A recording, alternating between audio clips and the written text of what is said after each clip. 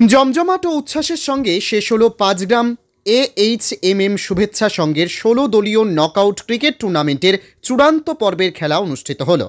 কানায় কানায় দর্শকদের উপস্থিতিতে বিজয়ী দল পেল 2 লক্ষ টাকা।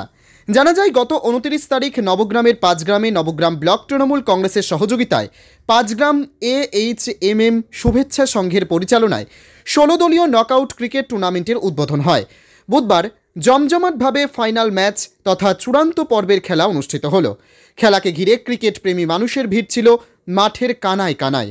উপচে পড়া ভিড় লক্ষ্য করা যায় ফাইনাল ম্যাচকে কেন্দ্র করে। ফাইনাল খেলেন স্বরূপ 11 ও DFUC নর্থ বেঙ্গল। জয়লাভ করেন স্বরূপ 11। বিজয়ী দলকে দেওয়া হয় আকর্ষণীয় ট্রফি সহ 2 লক্ষ টাকার পুরস্কার। রানার্স দলকে 1.5 লক্ষ টাকার পুরস্কার সহ আকর্ষণীয় ট্রফি তুলে দেওয়া হয়। উপস্থিত ছিলেন নবগ্রাম ব্লক তৃণমূল কংগ্রেসের সভাপতি মোহাম্মদ এনায়েতুল্লাহ, নবগ্রামের বিধায়ক কানাইচন্দ্র মণ্ডল, নবগ্রাম থানার ওসি ইন্দ্রনীল মাহান্ত, পঞ্চায়েত সমিতির সভাপতি রূপলাল মণ্ডল, ক্লাবের সদস্যগণ সহ আরও বিশিষ্ট ব্যক্তিবর্গ। ক্রিকেট প্রেমী দর্শকদের ভিড় আকর্ষণীয় করে তোলে এদিনের খেলাকে। মাঠের কানায় কানায় দর্শকদের উপস্থিতি নজর কাড়ে। আসিফ রনির রিপোর্ট, মুর্শিদাবাদ গ্লোবাল টাইমস।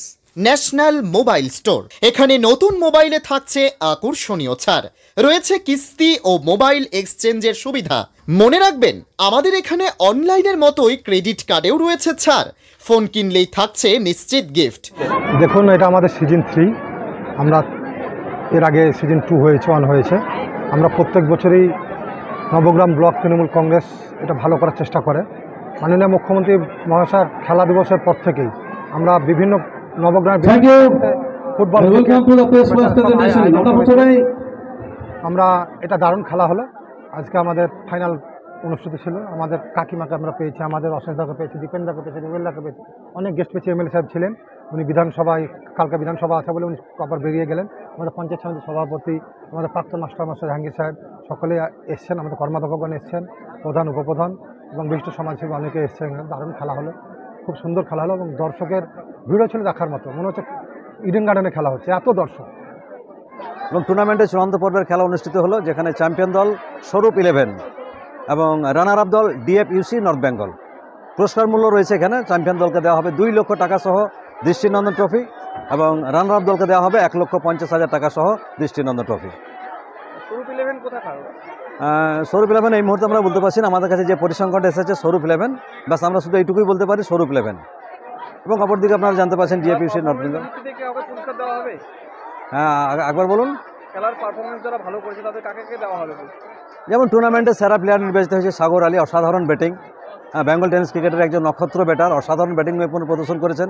সঙ্গত কারণে টুর্নামেন্টের সেরা প্লেয়ার নির্বাচিত হয়েছেন। ফাইনালের ম্যান অফ দ্য ম্যাচ যিনি নির্বাচিত হয়েছেন প্রশান্ত রাজবর, অসাধারণ ব্যাটিং করেছেন।